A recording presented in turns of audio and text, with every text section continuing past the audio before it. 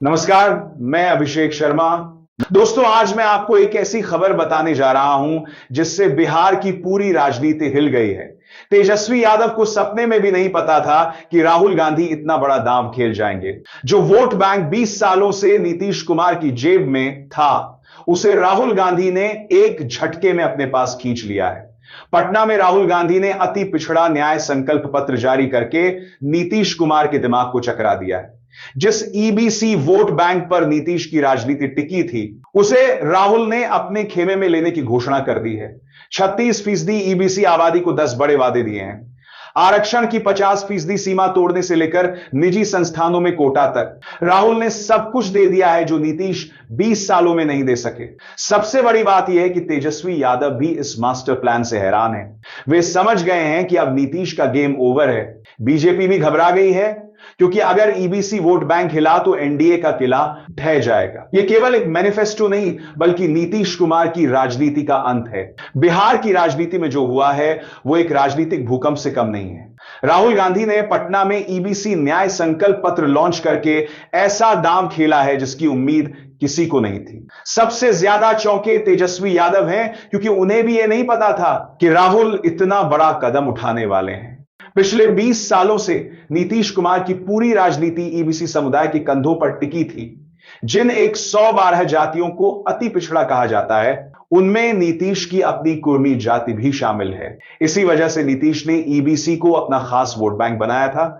लेकिन अब राहुल गांधी ने इस वोट बैंक को अपने तरफ खींचने का फैसला किया है। राहुल गांधी का सबसे बड़ा हमला यह था कि उन्होंने नीतीश पर सीधा आरोप लगाया कि 20 साल में उन्होंने ईबीसी के लिए क्या किया है। उन्होंने कहा कि नीतीश ने सिर्फ वोट लिया है, लेकिन ईबीसी का विकास नहीं किया है। यह बात सुनकर नीतीश के होश उड़ गए हैं। दोस्तों, सबसे दिलचस्प बात यह है कि तेजस्वी यादव भी इस पूरे खेल को समझने में थोड़ा वक्त लगा। वे भी हैरान थे कि राहुल गांधी इतनी बारीकी से बिहार की जातिगत राजनीति को समझ गए हैं। अब तेजस्वी को एहसास हो गया है कि यह मास्टर स्ट्रोक है। राहुल गांधी ने जो 10 संकल्प दिए हैं, वे बहुत ही चतुराई से तैयार किए गए हैं। आरक्षण की 50% सीमा तोड़ना, निजी कॉलेजों में कोटा, सरकारी ठेकों में 50% आरक्षण, ये सब ऐसी चीजें हैं जिनकी ईबीसी समुदाय को सबसे ज्यादा जरूरत थी। सबसे बड़ी बात यह है कि राहुल ने ईबीसी के लिए अलग से अत्याचार निवारण कानून बनाने का वादा किया है। यह SC/ST एक्ट की तर्ज पर होगा। यह इतना बड़ा वादा है कि नीतीश कुमार के पास इसका कोई जवाब नहीं है।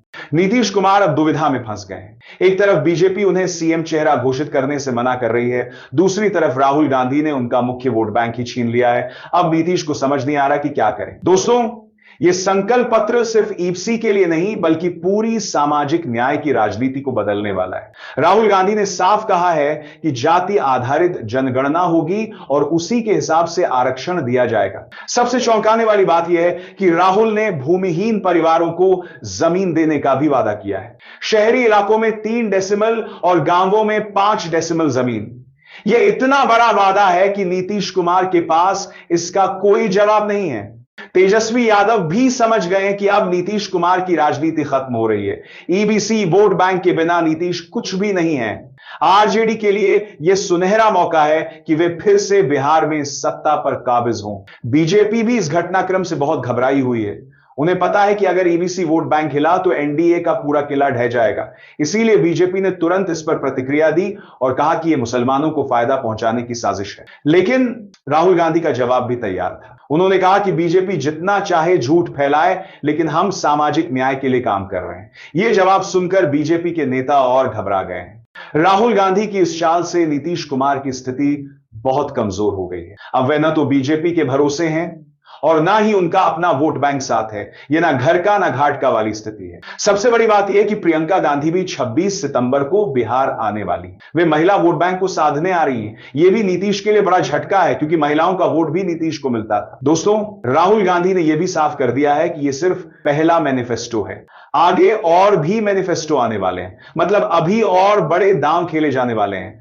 तेजस्वी यादव अब समझ गए हैं कि राहुल गांधी की रणनीति कितनी गहरी है। वे बिहार की जातिगत राजनीति को बारीकी से समझ गए हैं। अब तेजस्वी को भी लग रहा है कि इस बार जीत पक्की है। नीतीश कुमार के लिए सबसे बुरी खबर यह है कि राहुल गांधी ने नॉट फाउंड सूटेबल की व्यवस्था खत्म करने का भी वादा किया है। यह ईबीसी युवाओं के लिए बहुत बड़ी राहत है। दोस्तों, बिहार में अब केवल एनडीए और महागठबंधन की लड़ाई नहीं रह गई है, बल्कि यह पुरानी राजनीति और नई राजनीति की लड़ाई बन गई है। राहुल गांधी नई राजनीति के नेता बनकर आए हैं। नीतीश कुमार को अब एहसास हो रहा है कि उन्होंने 20 साल में ईबीसी के लिए बहुत कम काम किया है। अब जब राहुल गांधी ने इतने बड़े वादे कर दिए हैं तो नीतीश के पास कोई जवाब नहीं है। सबसे दिलचस्प बात यह है कि यह पूरा खेल कांग्रेस वर्किंग कमेटी की मीटिंग के दौरान हुआ है। इससे पता चलता है कि यह कोई आकस्मिक फैसला नहीं, बल्कि बहुत सोची समझी रणनीति है। दोस्तों, राहुल गांधी की इस चाल से एक बात साफ हो गई है कि अब बिहार में नीतीश कुमार का जमाना खत्म होने वाला है। ईबीसी वोट बैंक के बिना वे कुछ भी नहीं है। तेजस्वी यादव भी खुश हैं कि राहुल गांधी ने इतना बड़ा कदम उठाया है। अब उन्हें लग रहा है कि सीएम की कुर्सी उनसे दूर नहीं है। लेकिन राहुल की इस चाल से तेजस्वी को भी एहसास हो गया है कि कांग्रेस अब सिर्फ सहयोगी नहीं, बल्कि मुख्य खिलाड़ी बनना चाहती है। आने वाले दिनों में देखना दिलचस्प होगा कि नीतीश कुमार इस चुनौती का कैसे जवाब देते हैं। लेकिन फिलहाल तो लगता है कि उनका दिमाग पूरी तरह चकरा गया है।